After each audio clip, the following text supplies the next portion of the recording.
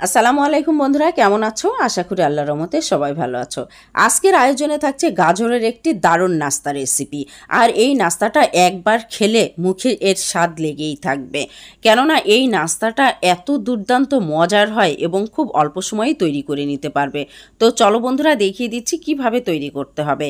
এখানে একটা মিক্সিং বোলে নিয়ে নিয়েছি 1 কাপ পরিমাণ গাজর কুচি আর নিয়ে নিয়েছি 1 কাপ পরিমাণ আলু কুচি। তারপর এর মধ্যে দিয়ে দেবো লবণ 1.5 চা চামচ পরিমাণ, আর দিয়ে দিচ্ছি এখানে 3 টেবিল চামচ পরিমাণ কাঁচামরিচ কুচি। আসলে ঝালটা যে যেমন খেতে পছন্দ করে। তারপর দিয়ে দিচ্ছি 1/4 কাপ পরিমাণ পেঁয়াজ কুচি, আর হলুদ গুঁড়ো দিয়ে দিচ্ছি এখানে 1/4 চা চামচ পরিমাণ। তারপর দিয়ে দিচ্ছি এখানে ধনিয়া পাতা কুচি 2 টেবিল চামচ পরিমাণ। আমি বিলেতি পাতাটা ব্যবহার করেছি যেহেতু হাতের কাছে দেশি পাতা ছিল না। তারপর দিয়ে দিচ্ছি এখানে 1 টেবিল চামচ পরিমাণ মুরগির মাংসের মশলা। এই মশলাটা দেওয়ার অবশ্যই চেষ্টা করবে, এতে করে কিন্তু এই নাস্তাটা খেতে আরও বেশি মজার হয়ে ওঠে। তো বন্ধুরা, এরপর আলতো হাতে কিন্তু সমস্ত উপকরণগুলো একসাথে মাখিয়ে নিচ্ছি। খুব ভালোভাবে মাখিয়ে নিতে হবে। তারপর দিয়ে দেবো আটা।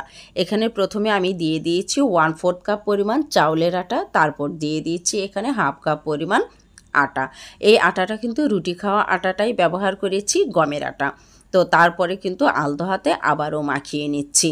আর এই আটাটা দিলে কিন্তু এই স্ন্যাক্সটা বা নাস্তাটা খেতে খুবই মজার হয়। তারপর মচমচে হওয়ার জন্য দিয়ে দিয়েছি 1 চা চামচের 6 ভাগের 1 ভাগ বেকিং সোডা। দিয়ে আবারও নাড়াচাড়া করে নিচ্ছি। খুব ভালোভাবে মেখে নিতে হবে। তো আমি এখানে 2 টেবিল চামচ পরিমাণ পানি দিয়েছি। তারপরে সবজির যে পানিটা উঠেছে সেই পানি দিয়ে কিন্তু পারফেক্টভাবে এই ডোটা তৈরি হয়ে গেছে। তো দেখো, একদম নরম তুলতুলে কিন্তু একটা ডো হয়েছে। এখান থেকে অল্প একটু করে নিয়েছি, নিয়ে তারপর একটা পাত্রে অল্প একটু তেল দিয়েছি। দিয়ে ঠিক বাড়িতে একদম যেভাবে আমরা বিকেলের নাস্তায় একটা ধাপড়া তৈরি করি, সেই ধাপড়ার মতো করে কিন্তু একদম পাতলা করে নিতে হবে, তাহলে এই নাস্তাটা একদম মুচমুচে হবে।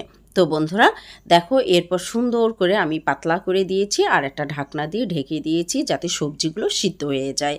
এরপর এপাশ ওপাশ খুব সুন্দর করে সময় ধরে আমি কিন্তু এই নাস্তাটা তৈরি করেছি। আমি কিন্তু জালটা খুব বেশি জোরে দিইনি, জোরে দিলে কি হবে, উপরেরটা পুড়ে যাবে আর ভিতরে সবজিগুলো কাঁচা কাঁচা থাকবে। একটু সময় ধরে যখন নাস্তাটা তৈরি করবে তাহলে দেখবে বাড়ির সবাই খুবই পছন্দ করবে। আমার বাড়ির সবাই তো খুবই পছন্দ করে এই নাস্তাটা। তো গাজর আর আলু হলে এমন সুন্দর একটা নাস্তা তৈরি হয়, বাড়িতে একবার তৈরি করে দেখো, দেখবে বাড়ির সবাই খুবই পছন্দ করবে।